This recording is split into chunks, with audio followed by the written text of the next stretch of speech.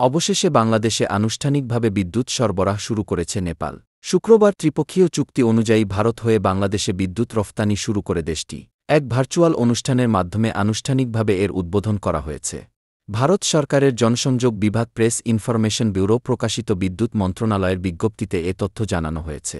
এতে বলা হয়েছে, ভারতের বিদ্যুৎ, আবাসন ও নগরমন্ত্রী মনোহর লাল, বাংলাদেশের বিদ্যুৎ, জ্বালানি ও খনিজ সম্পদ উপদেষ্টা ফাউজুল কবির খান এবং নেপালের জ্বালানি, জল সম্পদ ও সেচমন্ত্রী দীপক খাড়কা অংশ নেন।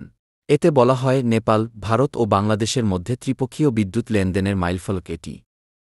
গত বছরের মাঝামাঝিতে নেপালের সাবেক প্রধানমন্ত্রী পুষ্পকমল দাহালের ভারত সফরে এই বিদ্যুৎ রফতানি সিদ্ধান্ত হয়। সে সময় দুই দেশ আঞ্চলিক জ্বালানি সহযোগিতা বৃদ্ধি এবং অর্থনৈতিক সংযোগ জোরদার করার প্রতিশ্রুতি দেয়।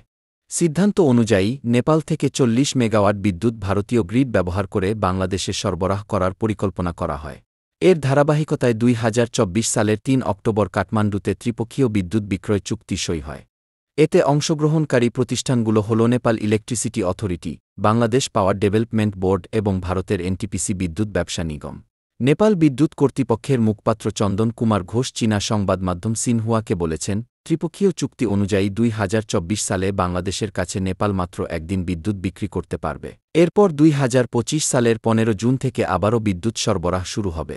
ত্রিপক্ষীয় চুক্তি অনুযায়ী নেপাল ২০২৫ সাল থেকে ২০২৯ সাল পর্যন্ত প্রতি বছরের ১৫ জুন থেকে ১৫ নভেম্বর পর্যন্ত বিদ্যুৎ সরবরাহ করবে।